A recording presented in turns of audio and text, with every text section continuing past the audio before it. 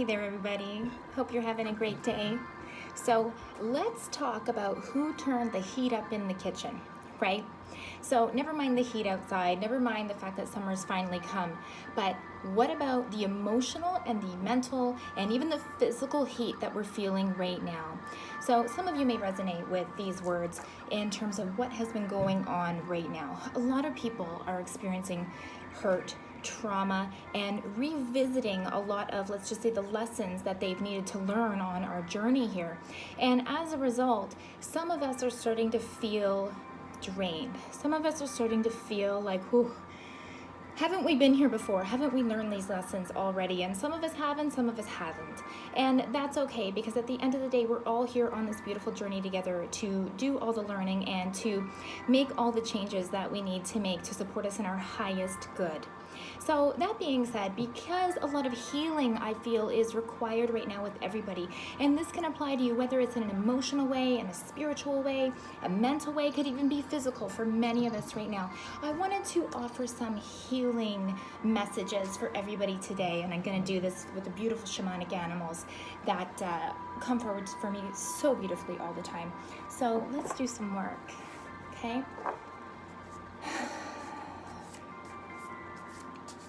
I'm connecting to the four corners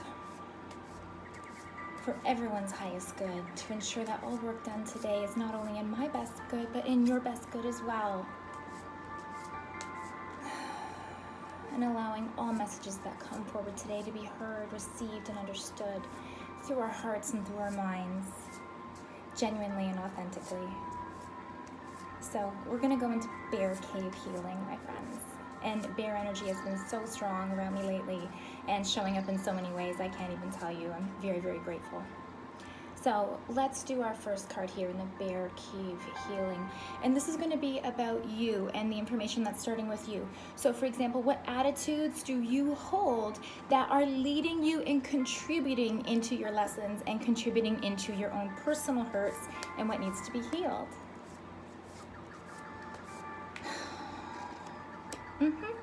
So, the attitude that you've contributed to the problem.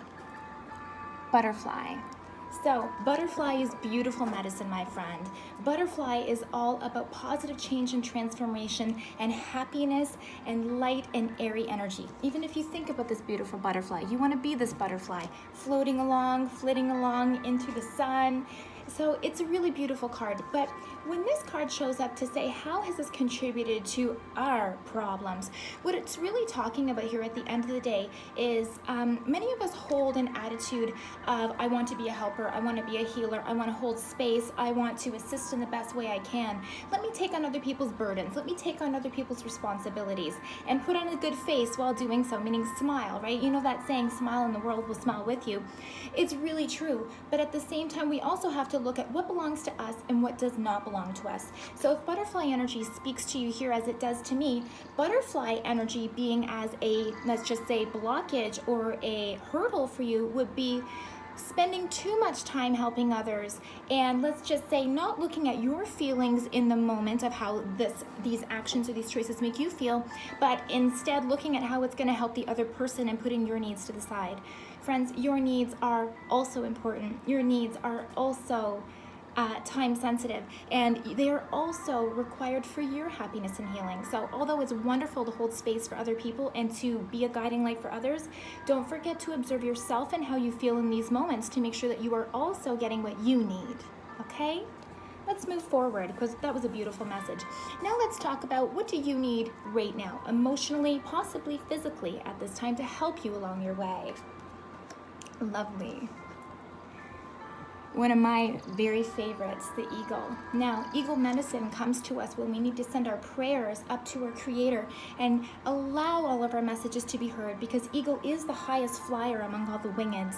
So when we connect our energy to the eagle and we send our prayers up into the heavens and to our creators, when we use eagle medicine, many times this is going to be heard because they're taking it up on their wings. Now, something else in terms of emotional and physical assistance here when it comes to eagle medicine, all of us need to kind of come within and use eagle medicine and their characteristics to our best good. So what does this mean? If you think about an eagle's skills and their attributes, just like hawk energy, they can see long distances, but they don't see all that great close up. Think about how they catch their prey. They circle above, they look, and they can see great distance, but they're going to have to swipe and strike down, let's just say, to get their prey, because it's the long distance viewing that really holds true for them. So this holds true for you as well in terms of your emotional and physical well-being and healing.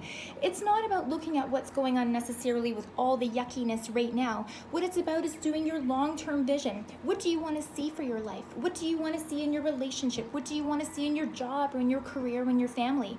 And when you set those long-term goals to see what you want this to be like for yourself, you can work backwards to see, how do I start those steps now so I can get there? So my friends, call on Eagle. He will help you. So moving on in our healing journey, what do you need for healing? What gifts has either the Creator brought for you, or what do you need to focus on in your healing as well? Okay, what's needed? Lovely. Elk. Again, another one of my favorites, right?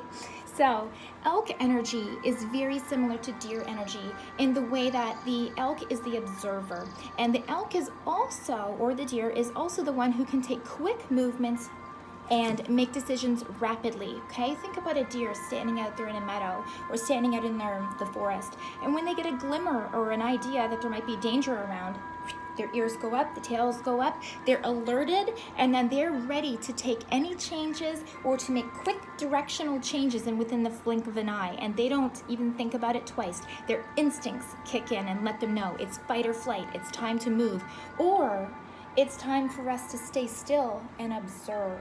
Okay, either one of those messages may be relevant for you depending on what is on your plate right now. So my friends, use deer energy as a strong gift for you, a gift to let you know there's a time to observe, there's a time to take swift action and turn pages quickly, and also your ability to stand your ground. Lovely. So let's see, at the end of the day, what lessons do we need to learn here with our healing? And why do we want to know the lesson and tie it all up? Because friends, we don't want to repeat this lesson again, right? You know that saying that unless you learn your lesson, it's going to cycle back to hit you again? Well, friends, if we're feeling this pain and this hurt, we don't want to feel it again. So what lesson can we learn to make sure that we move on from this and we evolve? Lovely. At least for me, for sure, otter energy, okay? Now, otter, if you look down here in this circle, what this represents here with the blue and with the green is that otter is very good in water. That's their primary environment, but they also can work well in grass or in the physical area, okay? Otter is also very strong divine female feminine energy, and if anyone's been talking about the divine masculine and divine feminine and all the movements happening there, then this is right in line. So what are the lessons that need to be learned here, okay? When otter medicine comes forward, otter medicine is always talking about using divine feminine energy, knowing your power. Now, if you're a male, that doesn't mean that you can't use otter energy. What it means is, instead of focusing on being this alpha male or being the bull in a china shop, let's say, it's saying remember your soft side, remember your feminine side, remember to be softer. Remember that solutions don't come from yelling or being angry or trying to push your weight around. Solutions come from being flexible. Solutions come by looking at what is the greater need for everybody here and finding balance between water, balance between land. And when we think about water and we think about land, what is this really representing? Water is a very good representative of your emotional body. You know, your cup runneth over. So when we think about navigating well through water, just like duck energy that we've talked about before, it's the same sort of thing. Isn't the otter the master of running through the water and through being flexible and being able to run in those tides? Absolutely. I don't know if anyone does it better than the otter.